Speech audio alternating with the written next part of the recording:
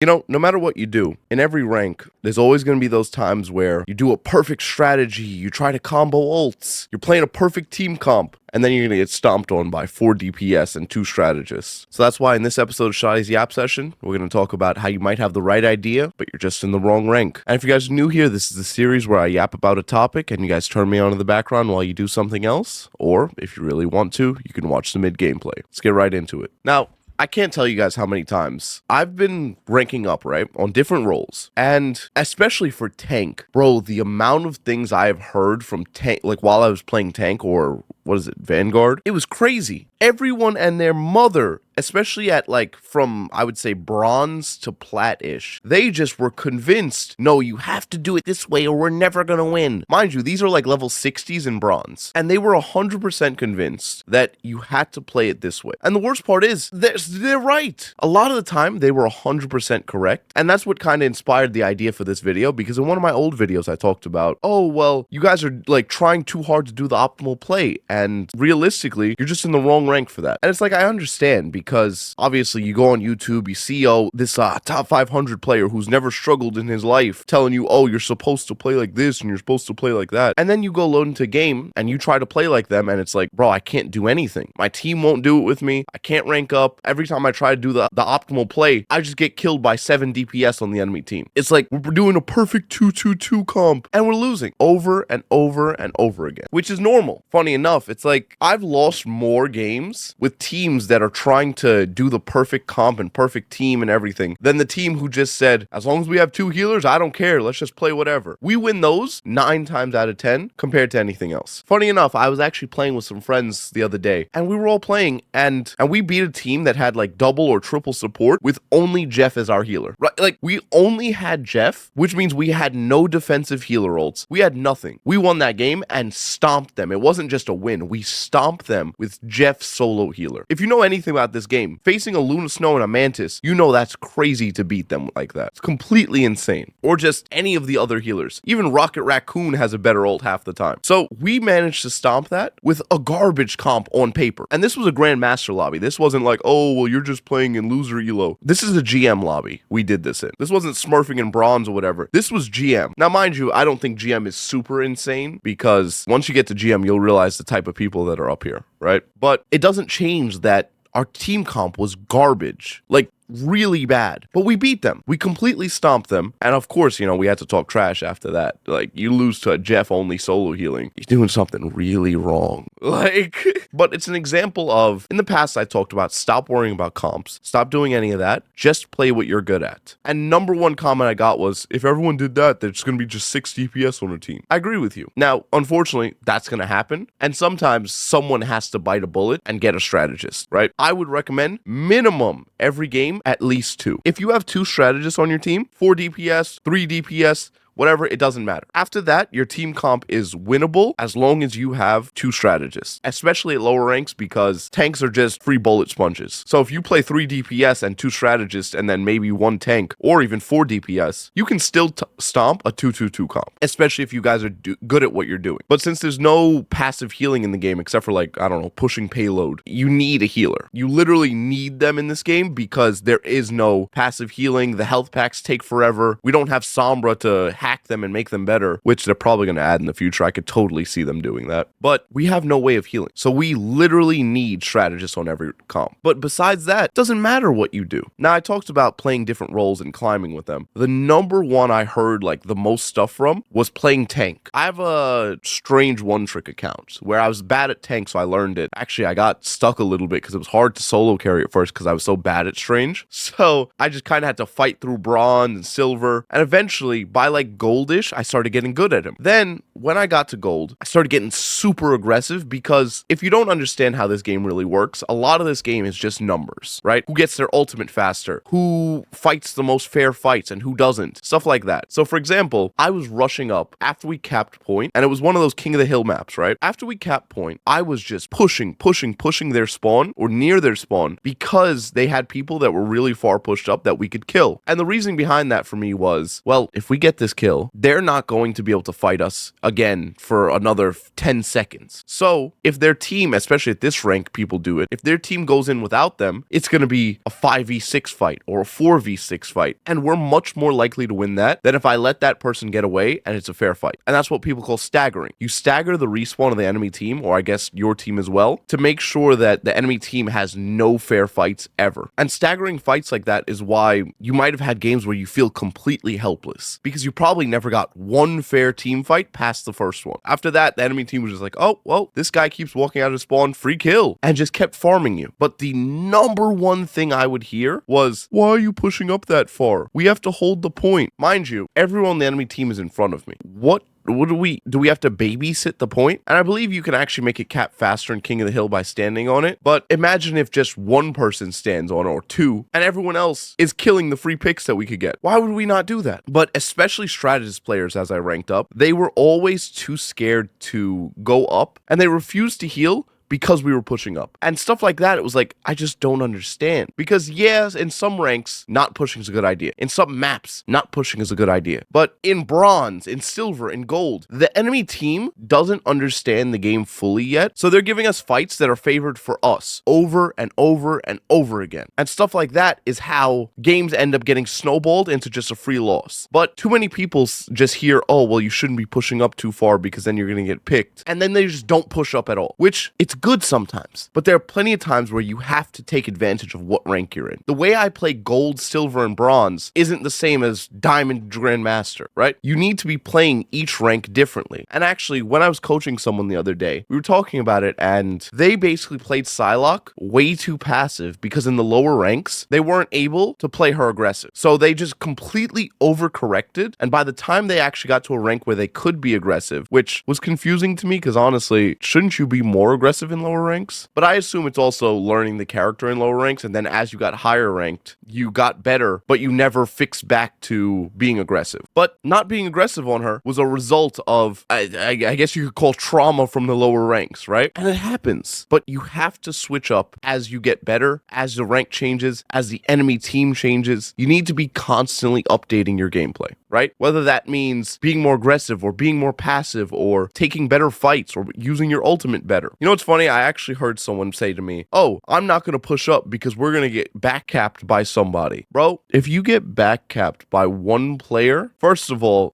what is that one player going to do? They cap the point for 5 seconds, their whole team is dead, and then we all collapse on them because it's a free marker saying, oh, look, there's one guy on point, and then he dies too. Like, who cares if he back caps? And I'm not saying go so far you can't stop a back cap if we're paying attention. I'm talking about just like 20 steps away from the point, fighting, getting free picks, getting all the people that walked way too far out of spawn. But you can't be scared, right? Because the enemy team, if you think back to all the really bad losses you got, the enemy team was probably barrel stuffing you. So wouldn't it stand to reason that there has to be some point in the game where barrel stuffing the enemy team is viable? But just because you don't see it in top 500 lobbies doesn't mean it's not a good idea. And honestly, in top 500 lobbies, you'll still see it. It just depends on the lobby, how it's going, the flow of the match, all of that. And if you sit down and you watched 30 games from one player, you'll notice that out of those 30 games, they didn't play the exact same the whole time. But too many of us are trying to play, oh no, this is the ideal play. We have to do it like this. We have to sit here like this. Then we have to push like this. And it just doesn't work. Now, another thing that I see a lot, and it's for all characters, but I'm going to talk about, let's say, specifically Mantis. Mantis players in lower ranks have seen better ranked players talk about, oh, well, you have to be doing damage, this and that. Which, yes, of course you have to do damage. Of course I'm not telling you, oh, just don't do anything, because then you won't even get your seeds or leaves or whatever back. Of course you have to do damage. But sometimes you shouldn't even be playing Mantis. Because if we look at the aim of, let's say, a bronze Mantis. Now, no shade to bronze Mantis out there.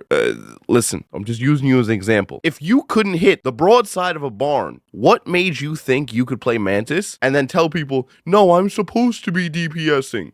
Bro, you ain't getting no seeds back if you ain't hitting nothing, okay? You're just missing. So you keep looking at, oh no, this is the ideal play. okay, I'm supposed to be doing damage as Mantis. Bro, switch to Cloak and Dagger. You're not gonna hit him, right? When you sit in the lab for a little bit and practice and then get better, then yeah, Mantis is a good pick. But characters like Mantis or characters that require skill shots, why are you playing them when there are 10 times easier options and you'd get more effect out of it? Now, there's a caveat to that. If you're just trying to practice, I don't care, right? But if you actually think you're doing the ideal play and you're not the problem and you're carrying or whatever, you need to take a step back, go watch your own VODs and watch how many shots you hit, right? Because we've deluded ourselves thinking, oh no, I'm not the problem. When if you are hard stuck in a rank, you're probably the problem, right? Or if you look at your match history and it's all losses and you don't have a single SVP, you're probably the problem, right? And that's not nice. It sucks. It's depressing, whatever. But it's only depressive if you look at it in that light, right? You could look at it as, oh, I have so much to improve on. Yes, this is going to be so much fun. I get to practice like this and do that. And you get to improve. But the characters that it's easier to rank up on from each rank changes. For example, if you play Psylocke from bronze to diamond, you'll probably just stomp everybody because everyone doesn't know how to deal with a flank. So you just go in the back line, barrel stuff both the healers, and they're dead every single fight. Their tanks never turn around to help them, and you just rank up for free. But then you rank up to diamond, grandmaster, celestial, and you're playing the same way. You get stuffed by the enemy team, and you're just sitting there like, oh, well, I'm just going to keep doing it. I'm just going to try it again. It's like, we got to change it. What worked yesterday isn't going to work today. Or if it does, doesn't mean it'll work forever. Now, I've talked about team comps, I've talked about being aggressive, and I've talked a little bit about hero picks. But I just started touching about Psylocke, right? Psylocke's a great example of this because Psylocke, the way you play her, pretty much can't be the same throughout the ranks. And this is true for most characters. And what I mean by that is Psylocke gets really hard punished if she doesn't play around her cooldowns or her gameplay correctly when the enemy team's aware of her, right? So you go to the back line and then you have a Cloak and Dagger that you're about to kill. She throws the bubble down. She heals up herself and everyone else around her. And then you get barrel stuffed by the enemy tank or DPS or something. Or everyone instantly switches to Namor, Cloak and Dagger, this, that, and you get hard countered. There are plenty of times where just switching is the correct answer, right? You can adapt all you want, you can get better all you want, but you're just playing the game on hard mode purely for an ego reason or I like the character or whatever, when if you just want to win, if all you care about is I want to win, just switching is better. Because, for example, on Black Panther, I've seen plenty of Black Panthers completely destroy a Namor comp and all that, but if they had just switched to something else, it would have been easier to win. And that's something that a lot of people don't want to talk about because it's like, I want to play my character, I want to play him how I want. And, oh, well, I did good into the comp anyways. But yeah, you did good into the comp, but imagine if you were just Punisher or Winter Soldier or something like that. Imagine if you were just a different character. How much easier would it have been? How much better would you have been able to play? Now, this isn't the middle of the yap. This might be, we'll see. But if you guys are new here, this is the part of the video where I usually talk to the audience and just chill with you guys a little bit. If you guys want to skip it, there's a timestamp. If not, enjoy the yapping. Now, first of all, if you guys didn't know, I talked about it in my older videos, but my grandmother passed away a few weeks ago, and it's caused hell for my life. But I want to say thank you to all you guys. The support has been amazing. The conversations, the laughs, the talks, the comments, everything has been unreasonably great, dude. I love you guys so much. It's been so much fun creating content, doing everything. I hope this video does well because my last few haven't been doing crazy good, but it's partially because I stopped uploading. I started doing coaching for Marvel Rivals. I started doing a lot of other stuff. It's been hectic, but I've been keeping busy, you know? People actually, someone commented on my last video, aren't you playing the game? How could you not record new gameplay? Why do we keep seeing the Star-Lord gameplay? No, I haven't been playing the game. I'm still Grandmaster 3 on my main account. Bro, I've only played like 70 games. That's not a lot from season 1 to now. And to be fair, most of them were at the start of the season. Lately, I haven't played like at all. I got a little bit of time because my friend like guilt tripped me into playing, but yeah. Another thing, thank you all so much. Bro, we're about to hit 30,000 subscribers. I think like 2 videos ago, I was talking about, oh my God, guys, we hit like 25K, 20K. Bro, we're about to hit 30K. I'm about to get my plaque, dude. I'm 30% of the way there to get my YouTube plaque. Do you know how crazy? Bro, I'm going to stick that up on my wall. I'm going to start using my face cam again. And I'm going to have my plaque up in the wall. Guys, look, Shotty Yaps, little Shotty Yapper. Bro, it's going to be so cute. I love you guys so much. If you guys want to help towards the 100K goal, feel free to subscribe. But it's been awesome. It's been so much fun making these videos. Honestly, if you guys have seen my older Yap sessions, or even the ones more recently, soon I'm going to do remakes of them, just not in Yap form, like actual YouTube video form, like you actually watch it. Because, or more structured even, not even just watch it, but more structured. So if you guys keep watching my Yaps and you're like, oh, well, I've heard this before, have a little patience with me. I'm sorry. The reason why I'm doing it is because, if you don't know, YouTube is very like algorithm based. You have to do stuff correctly, do this like that, do that like that, whatever. If I make a video where I'm yapping like this, for example, this is like 4 minutes of watch time that most people aren't going to watch. Stuff like that ruins my video's performance, and I feel like I have decent ideas for some of my videos. So if I had just didn't do it, if I had just done it in regular format, or like a regular video, structured, pure information, I believe it would have done way better, and I'm going to test that theory. So it may just be Yap sessions still, but it'll be repeat Yap sessions of stuff I've said in the past, just really structured, so it performs better. I hope you guys support me anyways. I hope you guys watch it for me anyways, because it helps the performance. But no matter what, you guys are great. I love you guys so much. Also, I still have a sponsorship, or I guess partnership, because we're going to keep working together. A partnership with Gamer Supps. So if you like Gamer Supps, or if you want to try out energy drink formulas, they're all zero sugar, caffeinated and non-caffeinated. Plenty of good supplements in it. Check it out using code Shotty or the link in the description. Anyways, let's get back to yapping. I love you guys. Let's get back to it. Now, I know I've been yapping a lot about everything, but now I'm going to give you guys some actual tips, something you can actually do in game to apply some of this. So first, I'm going to start with tanks or vanguards. For vanguards, you need to start practicing when to stay back with your team, when to peel for the back line, when to rush behind them to go kill their supports, stuff like that, or when to just start rushing. Now, obviously, this is all game by game basis. The way I like to look at it is, if I have a second tank, if the second tank is something like Venom, then I'll just assume he's going to be able to deal with the enemy team's backline and rush up there and help and fight them. So if they have a dive character as well, or a dive team, I'm the one that's going to go in the backline and help my backline protecting them. But on the other hand, if the tank that we have isn't a backline tank, I'll take it upon myself to be the one rushing up or fighting and all that. Now, what if you are the Venom? Well, obviously, you want to be diving on the healers, you want to be putting pressure on people, and you want to think about it as every single second people are looking at you, they're not looking at your team, or they're not healing, or things like that. And that's really the main job as a tank. You want to make them say, hey, over here, me, so that your DPS can actually do something, or your healers or anything. Because there's been plenty of games where you may have had this as a tank. You're sitting there fighting, you're doing all this damage, or you're trying to fight, and nothing's dying. But sometimes nothing dying is your fault. Because what if you're sitting there rushing, and every time you look back, or if you look back at the gameplay, everyone in your backline is dead because you're so far up, you're not paying attention to them. Or you don't put any pressure on their DPS, so their DPS is shooting at your team instead, and you're doing nothing. Your team won't be able to heal, do damage, do anything, because you're not protecting them or making that space for them, so everyone looks at you. Now, obviously, there's a lot more aspects that could be at play, and it could be other people's fault or whatever, but the best way to improve is look at everything as it's your fault, because that's the only thing you can control. You can't force your teammates to be better, even if they're your friends. You can't just say, oh, well, you do this and do that and do that. I mean, you could.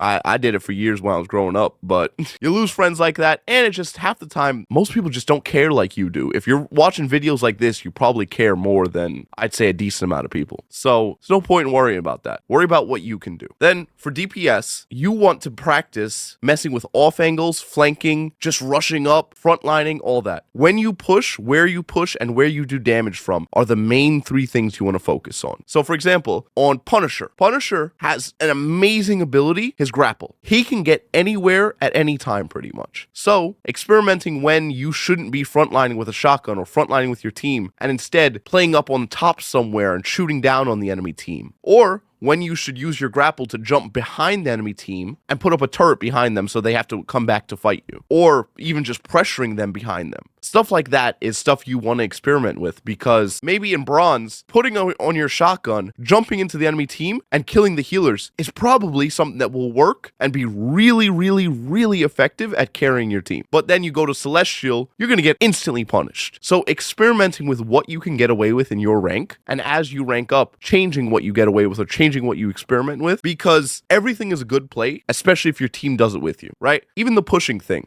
If you push past point, if the whole team pushes past point, it's not that bad. But if you're the only one that pushes that past point and your whole team just says, no, that's not the optimal play, it's stupid. Because if your team lets you die, then they're at a disadvantage. So you might as well do the bad play as a team rather than let the person die that's doing the bad play, because then you're still going to lose because it's a 6v5. So you rather it be a 6v6 instead of a 1v6 that turns into a 5v6, right? So try, and for everybody, try to play with your team, right? Even if they're dumb, even if they're doing something bad, play with them because you need them. This game is a numbers game, not just solo everybody, which sometimes you could, so don't get me wrong about that. Now for strategists. Now, I know you guys love to hear this. Experiment with doing damage. One note on that, too many strategists, especially lower ranks. Now, I'm not going to call out names here, but I get a decent amount of strategist comments for some of my videos. I can't control myself, and not even just strategists, every rank. I mean, not every rank,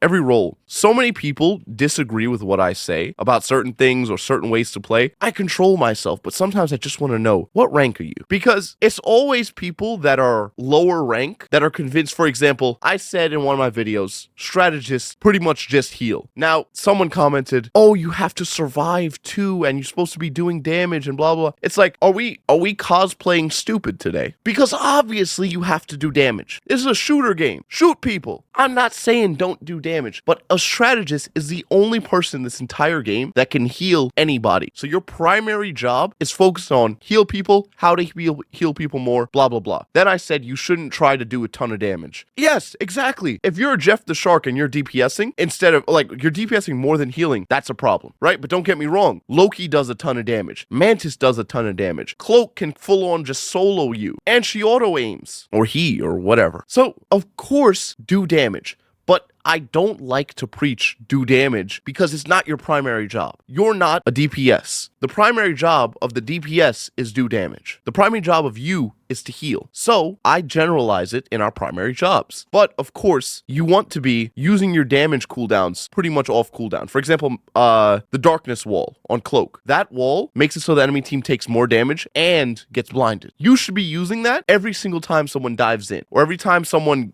is like a guaranteed kill and you want to really confirm it. And I also, in my last video, I said how most lower ranked people don't use their cooldowns enough. Use your cooldowns more. And when I said that, most people didn't finish the video or listen to the part of the video where I said, with a caveat that you want to save your get out of jail free cards and stuff like that. What I meant by that is, for example, you're Mantis. You have a sleep, and they have an enemy team that keeps diving. You obviously do not want to use your sleep willy-nilly. You want to be using it on the people that dive, or someone that's a free kill, or someone that's rushing you, or something like that. Not, oh, well, I click now. Of course not. What are we talking about here?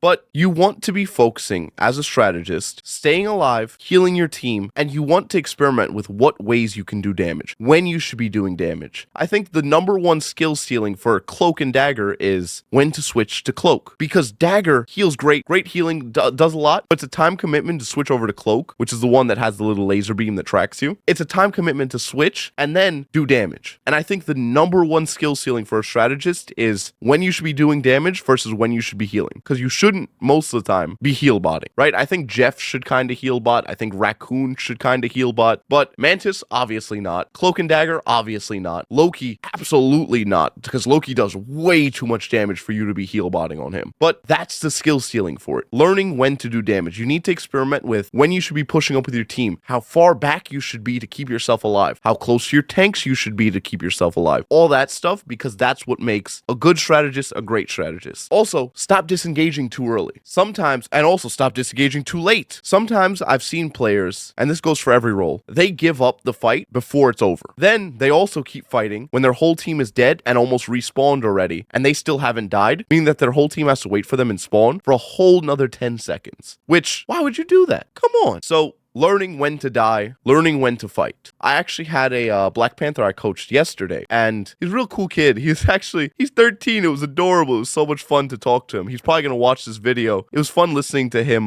quote some of my videos for me. It was really adorable. It reminded me when I was younger, because when I was younger, I was just like, I want to be the best. I don't care how I have to do it. I don't know if I had money for coaching back then, but I don't think coaching was that popular back then, so God, I'm getting old. But it was so cute listening to him, and he was so he had so so much to say about so much stuff. I loved it, dude. It was so much fun listening to it. But he was playing, and for example, he was Black Panther, and he saw triple support, and halfway through completely destroying them, he just stopped fighting because it was like, oh no, it's triple support. And it was crazy because it was like, it's not uncommon for me to see that. I've seen people just give up because they see something. And he was doing insane. Like, he was sitting there full getting resets, destroying them, comboing everything really well. Got a few of them one shot. I think he killed one of them. And right before he was about to kill, I think, a Luna Snow, he just jumped away and left. Just completely gave up. And I've seen that a lot, right? And it's purely because we're too much in our own head. Just play and do what you can, right? When the fight is lost, you'll know the fight is lost. But you miss every single shot you don't take, right? So even if it's about to be lost, what if you're that one guy that hits the clip? You know, you make the TikTok clip. You're the guy that 1v6s. If you don't try it, you're not going to be, right? So just go for it. Worst case scenario, you die with your team. Best case scenario, you become a TikTok star. Anyways, this video is probably gonna be a long one, so maybe like 25 minutes after I edit it. It's been 35 minutes of recording. No, 36 of recording, so we'll see. But if you guys want to see the #1 thing that I found that's holding most players back, check out this video right here. Or if you want to get my aim coaching or my Marvel Rivals coaching, click this link right here. Or the top link in the description. Have a good one, everyone. God bless you.